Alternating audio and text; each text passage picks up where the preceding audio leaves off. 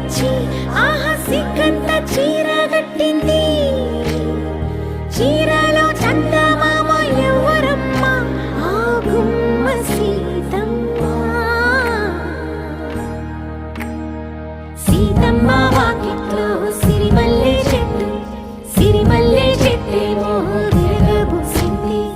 కొమ్మ కదలకుండా కొయ్యండి పూలు, కోసిరవన్నీ సీత కొప్పు చుట్టండి.